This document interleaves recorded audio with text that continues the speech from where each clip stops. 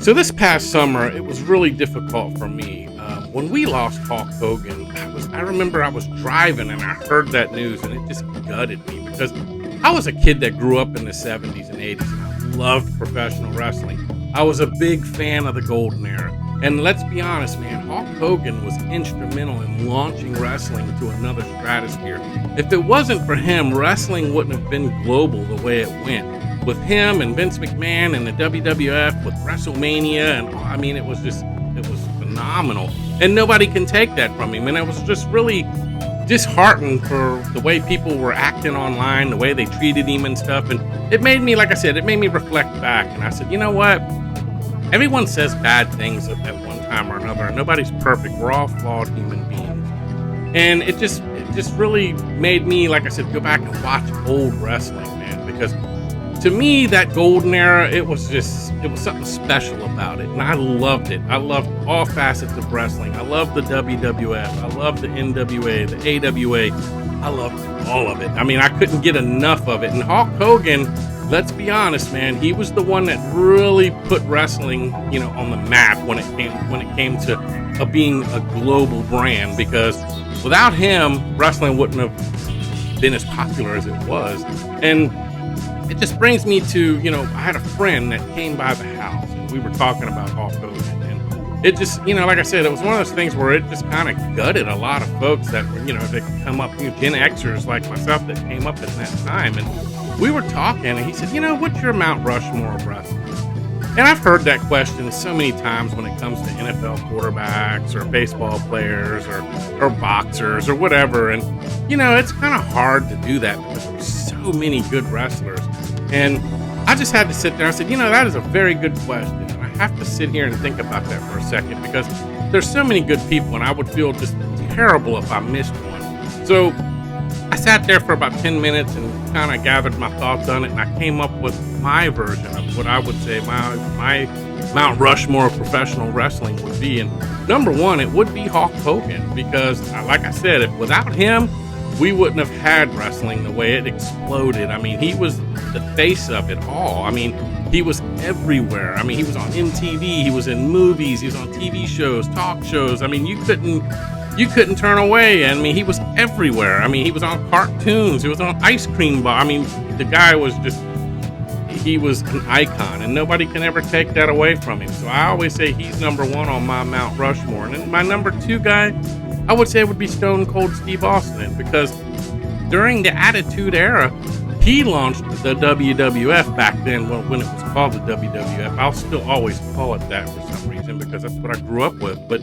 he launched that brand, like I said, even further out, man. I mean, this guy, he was red hot, man, and he just came out. It was like I always knew of him as Stunning Steve, and I followed him when he was in the NWA, WCW. But when he became Stone Cold in the WWF, he was just, you couldn't get enough of him either because he was everywhere. You tuned in every week just to see what kind of shenanigans this guy was going to do. And his feud with Vince McMahon, it was awesome. Who could ever forget when he dumped the cement into the Corvette? I mean, it was just, you never knew what you were going to get every week with this guy. You tuned in just to see what he was going to do, and it was hilarious. And it was just a great time in wrestling.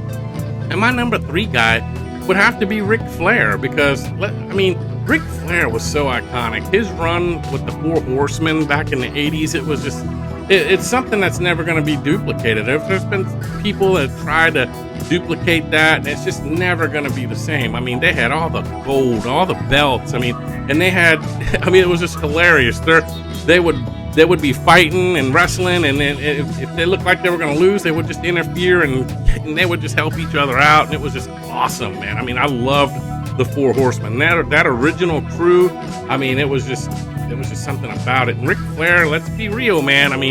He could cut a promo on the mic, man. This guy was one of the most charismatic wrestlers that was out there.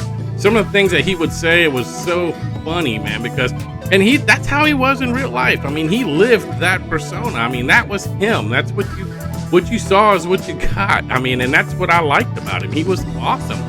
But then that brings me to my number four, and it was so tough because there were so many good wrestlers out there that I just hated to leave off. You had You had Bret Hart, you had The Undertaker, you had The Rock, you had Roddy Piper. There was just so many good ones that you just couldn't leave off there. But it was hard for me to pick a number 4. But when I did, I feel good about it. And my number 4 guy was Andre the Giant, because I remember in the 70s, you know, and he was just, he was everywhere, and you heard about this guy. I mean, he was on the $6 Million Man when he played Bigfoot. That was iconic because I loved that show. And I remember he scared me when he played that role. I mean, I was about 6, 7 years old, but I remember it.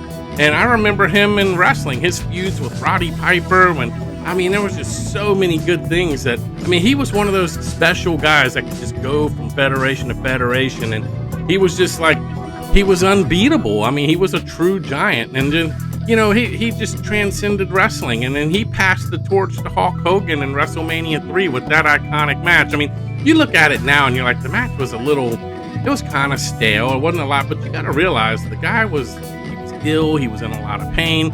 But you know what? He was a showman. I mean, he went out there and did his best, and he passed the torch to Hogan. And I mean, I have to say, I feel pretty comfortable with my picks. I know a lot of people will be like, well, what about this guy? What about this guy? But that's the thing, is that, you know, everybody's got their own opinions about who would be on their Mount Rushmore. I don't know, man. Let me know what you think. Let me know in the comments what your Mount Rushmore of professional wrestling would be.